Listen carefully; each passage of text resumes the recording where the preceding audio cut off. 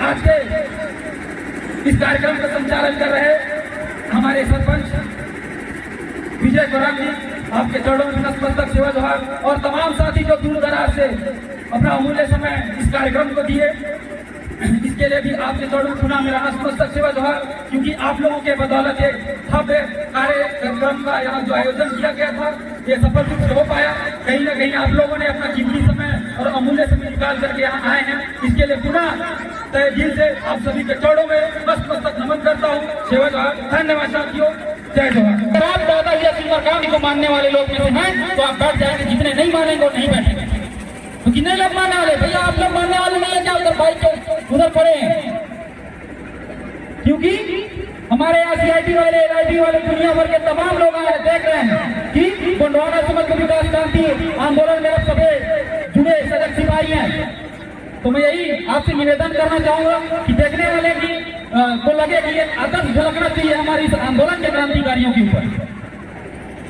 तो साथियों, मैं अपना बात रखने से पहले सर्वप्रथम आज इस शहीद वीर नारायण जी के शहादत दिवस पर शहीद वीर नारायण जी के छायाचित्र को नतमस्तक नमन करते हुए आज के इस कार्यक्रम के मुख्य अतिथि हमारे संभागीय अध्यक्ष सुभराज भोया जी, साथ में हमारे गोंगपा युवा मोर्चा के बड़े भाई सोनू रावण श्याम जी, साथ ही इस जिला के तमाम जो गोंडवाना गणतंत्र पार्टी और समग्र विकास क्रांति आंदोलन से जुड़े सजग क्रांतिकारी सिपाही, आप सभी के चरणों में मेरा नतमस्तक सेवा जोहार पहुंचे। और आज की इस कार्यक्रम में अति महत्वपूर्ण योगदान देने वाले गोंडवाना गणतंत्र पार्टी के जिलाध्यक्ष, GSU के जिलाध्यक्ष, आप सभी के चरणों में मेरा नतमस्तक सेवा जोहार पहुंचे। और मेरे जो तमाम यहाँ नन्हे मुन्ने भाई और युवा साथी क्रांतिकारी ऊर्जावान साथी आप यहाँ पहुंचे हैं और गोंडवाना के राजकुमार और राजकुमारियां पहुंचे हैं, मैं सब आपके चरणों में भी नतमस्तक सेवा जोहार करता हूँ। साथियों, दादाजी नरसिम्हा जी ने कहा था कि जो व्यक्ति अपने समाज के इतिहास नहीं जानता वो अपने समाज में कभी इतिहास नहीं रख सकता। साथियों, आप जानते हैं कि हमारे समाज की इतिहास क्या है? हमारे समाज के इतिहास को जानना पड़ेगा, हमारे संस्कृति को जानना पड़ेगा, हमारे सभ्यता को जानना पड़ेगा, तब जाके हमारा समाज जो है विकास की ओर जाएगा साथियों, अन्यथा नहीं जाएगा। क्या आप अपने समाज के इतिहास के बारे में जानना चाहते हो? सो रहे हो लगता है, ज्यादा डांस करनी है क्या? तो आज आप इस रैली के माध्यम से कहीं ना कहीं हमारे सभ्यता संस्कृति जो रेला पाटा नृत्य है तो इसको आप लोग किए हैं वहां पर, है कि नहीं? किया है कि नहीं किए हैं? तो साथियों, कहीं ना कहीं हमको अपने संस्कृति के बारे में जानना पड़ेगा, हमारे इतिहास के बारे में जानना पड़ेगा। और मैं कहता हूँ कि अगर जब तक हम अपने संस्कृति सभ्यता और इतिहास को नहीं जानेंगे तब तक ऐसे लुटते रहेंगे, पिटते रहेंगे, जिसते रहेंगे। और यही हाल होने वाला है जब जैसे हमारे पूर्वज गुलामी की नजर में आते थे और गुलाम दूसरों का हुआ करते थे। तो कहीं ना कहीं हमको अपने इतिहास के बारे में जानना पड़ेगा, हमारे संवैधानिक अधिकार के बारे में जानना पड़ेगा। आज हमको पेशा कानून में जो अधिकार दिया गया है 5वीं अनुसूची 6 सरगुजा संभाग आता है, लेकिन आज भी हमारा अधिकारों का हनन हो रहा है साथियों। अभी पिछली बार मैं बता दूं कि हमारा जो आरक्षण 25% था, लेकिन कहीं ना कहीं इसको घटाकर 20% कर दिया गया। और अभी कांग्रेस की जो सरकार उसकी चाल है कि अध्यादेश ला दिया है साथियों, लेकिन इसको पारित नहीं किया गया। हम मीडिया के जो नौजवान साथी हैं कहीं ना कहीं अपने प्रेस और मीडिया के माध्यम से आप लोगों को बताने का प्रयास किए हैं, लेकिन हम चाहते हैं कि इसमें अध्यादेश लाया है तो आप इसको पारित भी करो और उस आरक्षण का जो लाभ है, जो योजना है, उससे हमारे आदिवासी भाइयों को मिलना चाहिए। मिलना चाहिए कि नहीं मिलना चाहिए? तो जो जुनून के साथ गोंडवाना गणतंत्र पार्टी है, मैं बता दूं कि तमाम सारे संगठन है हमारे राज्य में, हमारे संभाग में, हमारे जिला में, लेकिन आरक्षण के मुद्दे को लेकर कोई ने किसी ने भी आवाज नहीं उठाई, आपके अधिकारों को लेकर कोई आवाज बुलंद नहीं किया। साथियों, मैं यही कहना चाहूंगा, छत्तीसगढ़ राज्य में अगर कोई ऐसा संगठन है जो आप लोगों के बारे में सोचती है, आदिवासियों के बारे में सोचती है, आपके अधिकारों के बारे में सोचती है, तो एकमात्र संगठन है गोंडवाना गणतंत्र पार्टी। और दादाजी नरसिम्हा जी ने इस आंदोलन को खड़ा करके गए हैं। मैं यही कहना चाहूंगा कि गोंडवाना गणतंत्र पार्टी आज दादाजी ने 20-25 वर्ष हो गए साथियों, कहीं ना कहीं आज हमारे समाज के लिए काम कर रही है, SC के लिए काम कर रही है, OBC SC माइनॉरिटी के लोगों के लिए काम कर रही है साथियों। तो कहीं ना कहीं हमको तन मन धन से गोंडवाना आंदोलन और दादाजी का जो सपना है वो पूरा होगा। मैं देखता हूँ, यही देखते आ रहा हूँ कि हम शहादत दिवस मनाते हैं, श्रद्धांजलि दिवस मनाते हैं, दादाजी का श्रद्धांजलि दिवस मनाते हैं। अभी शहीद वीर नारायण जी का श्रद्धांजलि दिवस मनाने के लिए एकत्रित हुए हैं कि नहीं हुए? लेकिन मैं यही मानूंगा कि जिस दिन हम लोग एक हो जाएंगे, हमारा जो दादाजी का जो सपना था, सच्चे दिल से अगर आप श्रद्धांजलि अर्पित करने के लिए आए हैं तो मैं ये चाहता हूँ कि उनके अगर सपना को आप पूरा करोगे तब आप सच्चे श्रद्धांजलि दोगे। कहीं ना कहीं हमको दादाजी आज हमको बोलने वाले बनाया, चलने के लिए बनाया, गाना बजाने वाला बनाया, भाषण देने वाला बनाया, अपने विदाई के लिए लगने वाला बनाया, लेकिन उसके बदले में हम दादाजी असुंदर काम को क्या दिए? कुछ नहीं दिए। आज तक उनके जो सपना को तो देखे थे दादाजी सपना की गोंडवाना राज्य स्थापित करना है हमारे छत्तीसगढ़ राज्य में, लेकिन आज हम लोग नहीं कर पाए। क्यों नहीं कर पाए? इसका मुख्य कारण यही है कि हम लोग ठंडा के नीचे जब तक नहीं आएंगे तब तक हम कुछ नहीं कर सकते। ना हमारा समाज विकास की ओर जाएगा न तो कुछ होगा साथियों। तो कहीं ना कहीं हमको एक छत के नीचे आना होगा। आप मधुमक्खी के छत्ता को देखे होंगे, आप एक पत्थर उठा के मारिए मधुमक्खी की छत्ता को, लेकिन आपको रिटर्न जब वो वार करेगा तो आप वहां से भागना पड़ जाएगा। भागना पड़ता है कि नहीं पड़ता? क्योंकि वो चाप लेगा। तो मैं कहता हूँ कि मधुमक्खी की छत्ता की तरह हमारे जितने भी आदिवासी भाई हैं एक छत्ते के नीचे आ जाएंगे तो कांग्रेस और बीजेपी जो आपके अधिकारों को हानि कर रंग की जमानत जब्त हो जाएगी। तो जुनून के साथ साथियों, और मैं यही कहना चाहूंगा, बार बार निवेदन करना चाहूंगा कि जब तक हम एक छत के नीचे नहीं आ जाएंगे, छोटा सा एक और उदाहरण पेश करना चाहूंगा। कुत्ते का झुंड रहता है बहुत छोटे, आप उसको मार दोगे तो भाग जाएगा। भगता है क्या? भाग जाता है, नहीं भगता है? बताइए आप लोग इस सवाल के आंसर अगर कोई दे देगा तो मैं उनको 100 रुपए का पुरस्कार दूंगा। हमारे नन्हे नन्हे जो बच्चे हैं ना, बताइए कोई बताएगा?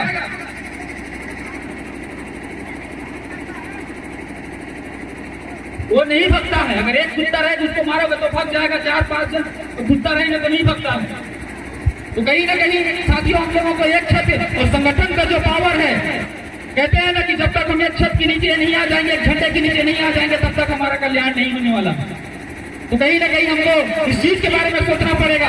आज हमारे अधिकारों का हनन हो रहा है और सबसे ज्यादा हमारे बहन बेटियों की ऊपर अत्याचार हो रहा है। कहता हूँ जो अन्याय अत्याचार करता हूँ उसका सीधा आंख को निकाल के पार्टी फेंके, क्योंकि लगातार आप देखोगे हमारे बहनों के ऊपर अत्याचार होता है, लेकिन इसके बारे में कोई आवाज बुलंद करता है? मैं कहता हूँ जो बहनों के ऊपर आपसे अत्याचार करेगा, गोंडवाना समाज, गोंडवाना आंदोलन उसके साथ खड़ा है, हमेशा तत्पर रहेगा उनके साथ देने के लिए। क्योंकि लगातार देखे, अब छत्तीसगढ़ की बात कर लीजिए, चाहे अन्य प्रदेश की बात कर लीजिए, हमारे ही आदिवासियों समाज के साथ लगातार अन्याय, शोषण और बलात्कार होता है साथियों। और ऐसे लोगों को फांसी की सजा होना चाहिए, लेकिन नहीं होता है। अभी भानु प्रतापपुर में जब चुनाव हो रहा था तब NSY के जो प्रदेश महासचिव थे वही लोग छात्र संगठन को बोलते हैं कि हम छात्रों के मसीहा हैं, हम छात्रों के रखवाला हैं, लेकिन वही छात्रों के मसीहा, वही रखवाला बहनों को छाता में ला करके उल्टा सीधा काम करते हैं साथियों। कहीं न कहीं इन दलालों से भी बचना है, और हम जब तक इन दलालों से नहीं बचेंगे तब तक होते रहेंगे, है कि नहीं? तो कहीं ना कहीं हमको अपने बहनों की, हमारे भाई को, आने वाले पीढ़ी की अगर हमको रक्षा सुरक्षा करना है तो कहीं ना कहीं हमको आगे पाना पड़ेगा, हमारे बहनों की आवाज को बुलंद करना पड़ेगा। मैं बता दूं गोंडवाना स्टूडेंट यूनियन तो मैं प्रदेश उपाध्यक्ष हूँ, और आपको नहीं बताना चाहूंगा जिस दिन गोंडवाना की सरकार बन जाएगा साथियों, उस दिन आपके लड़के DM होंगे, तहसीलदार होंगे, SI होंगे, TI होंगे। क्या आप नहीं चाहते बनाना? जब तक आपका सरकार नहीं आएगा साथियों तब तक पॉसिबल नहीं है, क्योंकि हम गरीब किसान करके हैं, मजदूर हैं, किसान हैं। हम जब तक खेत में हल नहीं चलाएंगे तब तक खाने का निवाला हमको नहीं मिल पाता है। मिल पाता है क्या? इसलिए हम अपने बच्चों को पढ़ाने के लिए सक्षम नहीं है साथियों। तो कहीं ना कहीं हमारा भी हर एक माँ बाप का सपना होता है कि हम अपने बेटा या बेटियों को कलेक्टर बनाए, SDM बनाए, तहसीलदार बनाए, शिक्षक बनाए, डिप्टी कलेक्टर बनाए। बड़े बड़े जो सपना होते हैं वही चूर हो जाता है, क्योंकि हमारे पास हम आर्थिक रूप से कमजोर हैं। और मैं आपको जानकारी के लिए बता दूं साथियों, विश्व के 80% देशों में फ्री एजुकेशन पढ़ाई होता है, मतलब शिक्षा की 1 रुपया पैसा आपको देना नहीं पड़ेगा। लेकिन जब विश्व के 80% देशों में फ्री एजुकेशन पढ़ाई होता है तो सबसे बड़ा सवाल यह है कि हमारे देश में भी नहीं हो सकता, हमारे राज्य में क्यों नहीं हो सकता? इसको कोई सोचा है? कोई नहीं सोचे हैं, क्योंकि आप बड़े से बड़े इंस्टीट्यूट में अगर आप दाखिला दिलाने के लिए जाओगे, चाहे आपको IPS रैंक का ऑफिसर बनना है, चाहे UPSC रैंक का, चाहे आपको डॉक्टर बनना हो, आपको बड़े से बड़े इंस्टीट्यूट में दाखिला दिलाना होगा, और उसका फीस 1 लाख से 1.5 लाख रुपया होता है। जो नेता मंत्री के बेटे और बड़े बड़े कॉलेज में पढ़ते हैं, बड़े बड़े इंस्टीट्यूट में पढ़ते हैं, बड़े बड़े विदेशों में जाते हैं पढ़ने के लिए, लेकिन हमारे बच्चे गाँव के घर की स्कूल में नहीं पढ़ पाते हैं क्या?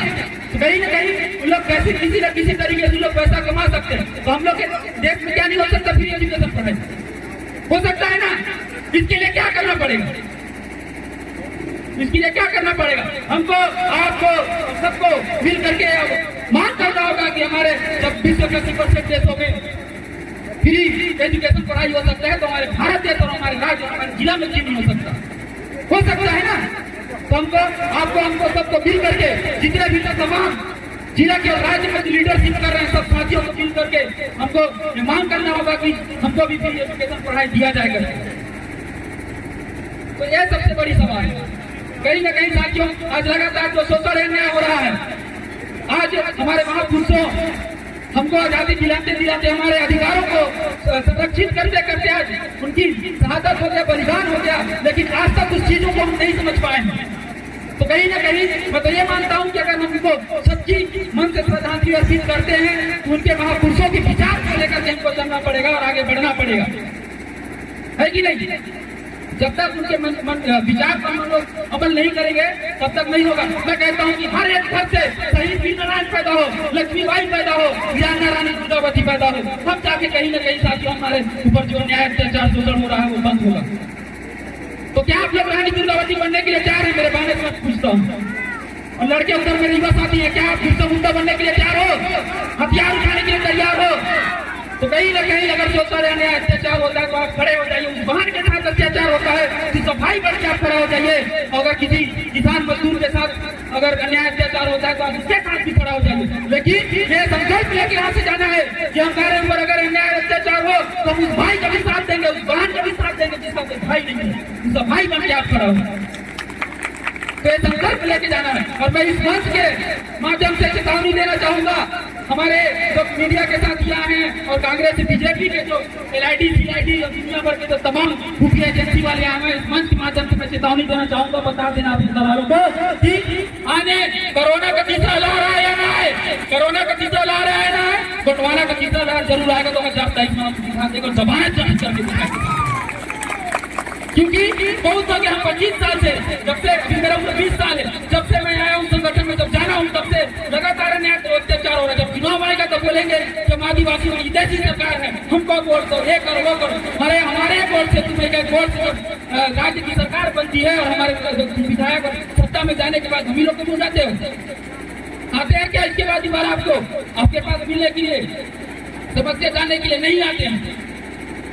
तो इन चीजों को साथियों, इस बार हमारा जो मिशन है 2023 का, इस बार गोंडवाना का सरकार बनाना है और ये संकल्प लेके यहाँ से जाना पड़ेगा। क्योंकि हम लोग बड़े 5 साल तक 10 साल तक जय सेवक जय पुरातन जय दादा नरसिंह काम होते हैं ना, लेकिन पता नहीं वो भीड़ और वो जय सेवक कहाँ चले जाता है चुनाव के टाइम में, कि हमारा एक विधायक नहीं बढ़ पाता है कि नहीं। तो कहीं ना कहीं हम ही लोग के बीच में कमजोरी है। इस चीज पे, इस कमजोरी को हमको हटाना होगा और आने वाले 2023 में गोंडवाना गणतंत्र पार्टी की सरकार बनाना होगा।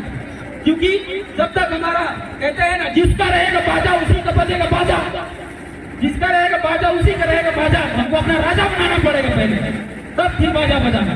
आज तो बहुत बाजा बजा रही है ना रैली में, क्योंकि हमारा एक संस्कृति से जुड़ा हुआ रेला पाटा नृत्य था। ग्रुप में सभी तमाम जो भाई बहने, हमारे माताएं बहने भी आए, सब लोग मिलकर जुल के इतिहास बनाना चाहते थे आज की कार्यक्रम का, है ना।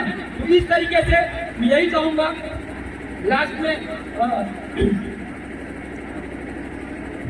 साथियों मेरे साथ आप, मैं नारा लगवाऊंगा, सभी साथी और ताली बजा करके ना 1 2 ताली आपको ना आप लोगों को गोंडवाना बोलना है। अरे हम क्या चाहते, अरे हम क्या चाहते, अरे मिलके बोलो, अरे सारे बोलो, अरे जोश से बोलो, अरे जोश से बोलो, अरे सारे बोलो, अरे मिलके बोलो, अरे हम क्या चाहते, अरे हम क्या चाहते, अरे आप भी बोलो, अरे माताएं भी बोले, अरे माताएं भी बोले, अरे बहने बोले गोंडवाना, हमारे साथी भी बोले गोंडवाना, वो क्रांतिकारी भी बोले गोंडवाना, वो क्रांतिकारी भी बोले गोंडवाना, अरे जोश से बोलो गोंडवाना, अरे जोश से बोलो गोंडवाना, अरे मिलकर बोलो बोलो गोंडवाना, जोश से बोलो गोंडवाना, अरे सारे बोलो गोंडवाना। बहुत बहुत धन्यवाद साथियों। तो कहते हैं ना,